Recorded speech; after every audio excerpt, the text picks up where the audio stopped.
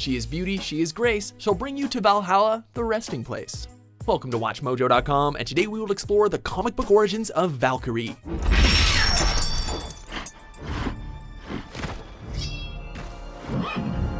As with most comic book characters, there are often different versions and reimaginings to a character's past.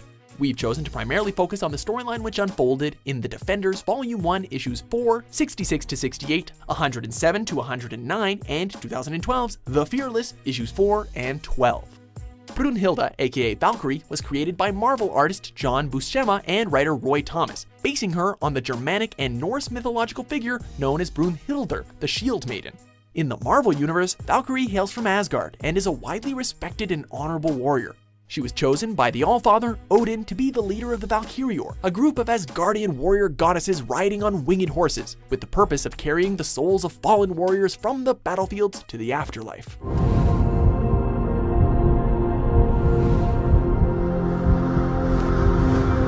In early issues, Valkyrie's origin is fraught with confusing storylines, since she's inhabited multiple human vessels.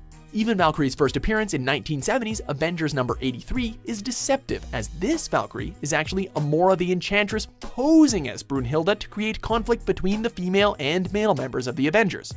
Our first encounter with the real Valkyrie happens in 1973's The Defenders issue number 4, where the Enchantress finds herself imprisoned in the Dark Dimension. In order to escape, the Enchantress performs a ritual by combining the body of a mortal woman and fellow prisoner Barbara Norris with the soul of Brunhilde the Valkyrie. After helping Enchantress escape, Valkyrie, now inhabiting the body of a human woman, joins Doctor Strange's superhero team, the Defenders.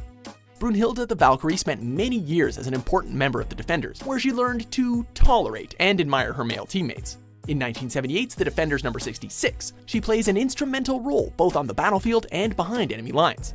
Valkyrie is given a prophecy by the Three Fates, who foretell an Asgardian civil war and her death in battle. Becoming distraught, she decides to skip the battle part and go straight to Hell. She submits herself to the will of Hela, the goddess of death who actually has other plans for the fearless Shield Maiden. It turns out that Hela needs someone to lead the Valkyrie and fight against Olaris the Unmerciful, who wants the title of God of Death for himself. The prophecy that Valkyrie sought to avoid is, in the end, coming true, and the civil war has already begun. During the battle, Brunhilde discovers her real body, remembers she's currently in the body of Barbara Norris, and is understandably about as confused as readers probably are at this point. Upon touching the body, Brunhilde is incapacitated and the unconscious body awakens. It turns out that Brunhilde's real, immortal body is inhabited by the soul of Barbara Norris, who assumes the role of Valkyrie. Arbitrarily deciding that she wants to be a bad guy now, Barbara tricks the Defenders into fighting for Olaris against Hela, because aside from their armor, both bodies look exactly the same because of plot convenience. As the battle rages on, Olaris is growing his army using the souls of dead mortals.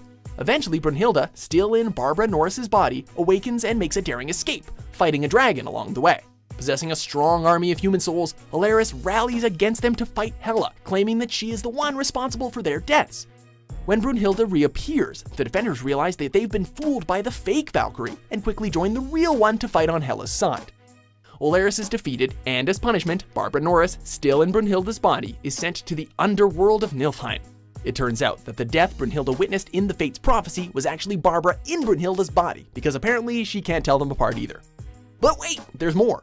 In 1982's The Defenders number 107, the Defenders defeat a group of demons, but Valkyrie is shot dead following the battle. After seeing Valkyrie's ghost, the team holds a seance, believing that her soul is caught between worlds. As it turns out, because Valkyrie was killed in the body of Barbara Norris, while her immortal body was still condemned to the underworld, her spirit got understandably confused and remained between the mortal world and the afterlife, obviously. Thus, with no body to inhabit, Valkyrie's spirit became trapped between life and death. Just as the Defenders resolve to retrieve her immortal body from the underworld, Enchantress traps Valkyrie's spirit in the enchanted sword, Dragonfang. Enchantress uses Brunhilde's soul as leverage, demanding that the Defenders do her bidding and help her conquer the cosmic being known as love. While trapped in the sword, Valkyrie recalls an old memory involving the Enchantress, in which, following Odin's orders, the Valkyrie are dispersed.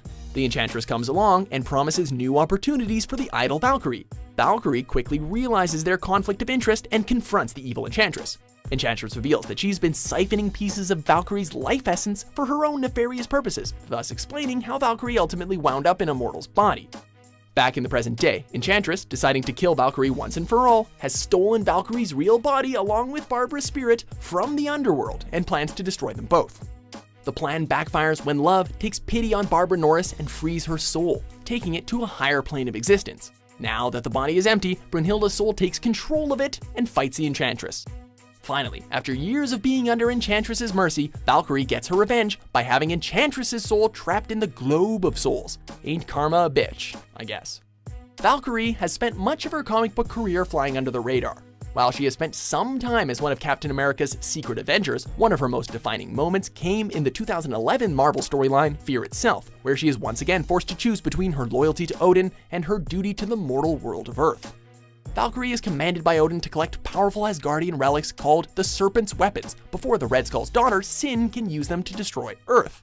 In a final stand against Sin's superweapon, the Final Sleeper, she is killed with a single blow. After spending only a brief time in the afterlife, she is contacted by Doctor Strange, who urges her to return to the realm of the living. If only I could, am I right?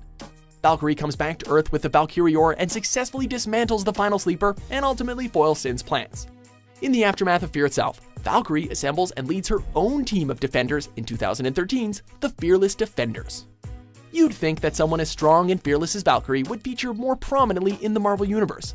Still, with her winged horse, long braids, and boob-plated body armor, she casts a memorable image. Are you a fan of Marvel's premier Shield Maiden? For more entertaining and memorable videos published every day, be sure to subscribe to WatchMojo.com. Valkyries! Warriors! Your seats in Valhalla are promised! Protect Odin with your lives!